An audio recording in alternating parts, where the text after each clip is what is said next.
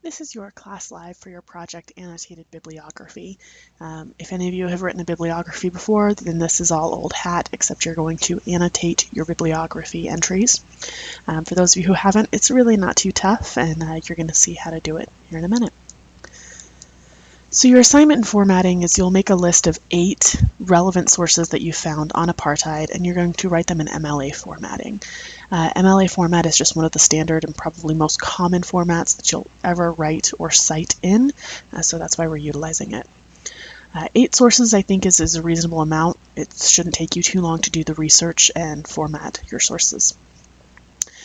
If you need to see how to cite sources, there is a link in the assignment. I'll talk a little bit about that in a minute, but I'm going to direct you to the MLA Purdue website. They are amazing, and will tell you everything you need to know. Beneath each citation, you'll need roughly 2 paragraphs. Now, I'm not talking 10 to 12 sentences or whatever. This may be 3 to 4, maybe.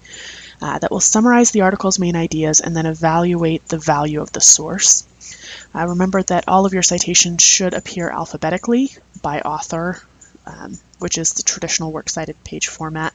If there isn't an author, then it's the next item, so title or website name.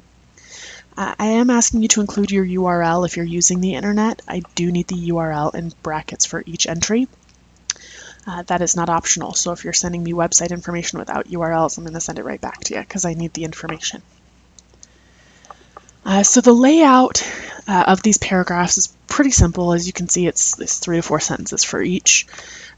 Your summary of the article should include an opening sentence naming the author and explaining who they are, what type of source this is. Is this a respected professor at Cambridge University? Is this Joe Schmo down the street? And what type of source is this? Remember that I'm looking for you to have respectable and authorial sources. So if Joe Schmo down the street is one of your references, it's probably not a good thing. You'll need to state the thesis or argument or purpose of the source. This might also appear in your first sentence summary. If you're not sure of the thesis or argument or purpose in the article, look for an abstract. An abstract will tell you that information. Otherwise, it definitely should be in the first paragraph or so of the article that you're reading.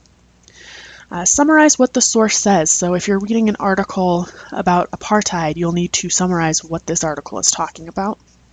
And finally, the conclusion. So usually the author will include some sort of summary or suggestion at the end. Read it and summarize it. Your next paragraph will be an evaluation or a critique of the article. And this is where you kind of get to evaluate if it's legitimate or not. I don't expect to see many illegitimate articles.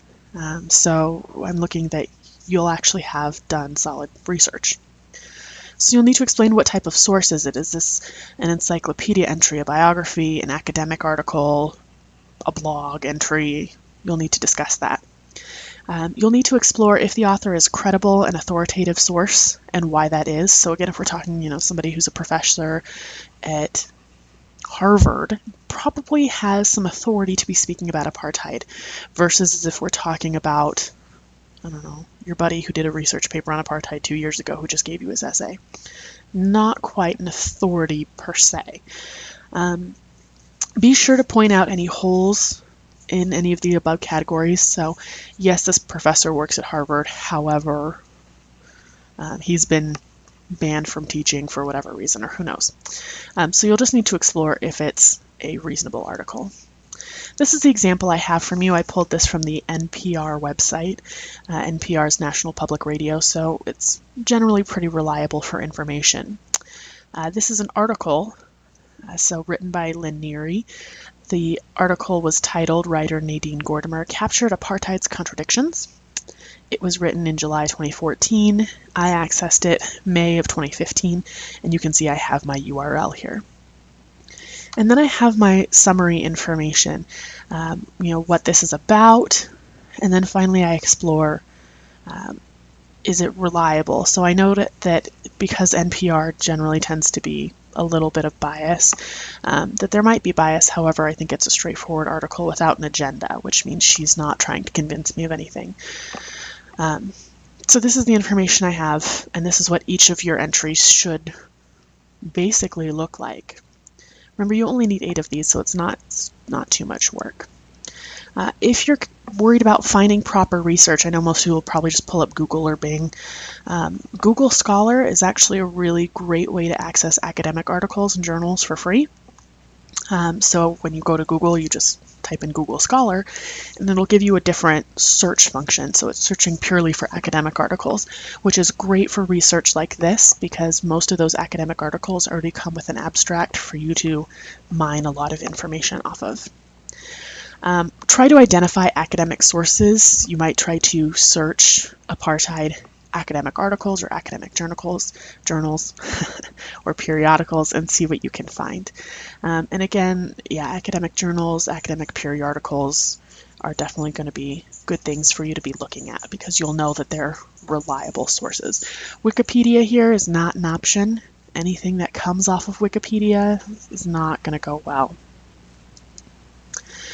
MLA formatting, again, I'll send you to the Purdue MLA website. It's brilliant. This is the basic format, though, for electronic sources if you just want to kind of see it. It's an author or editor, period, quotation marks of the article title with the period inside the quotation marks, the name of the site, a version number or published date, comma, medium of publication, and the date you access with a URL. So remember, you only need 8 sources. They should be reliable sources. And that's what I'm looking for. If you have any questions or concerns, let me know.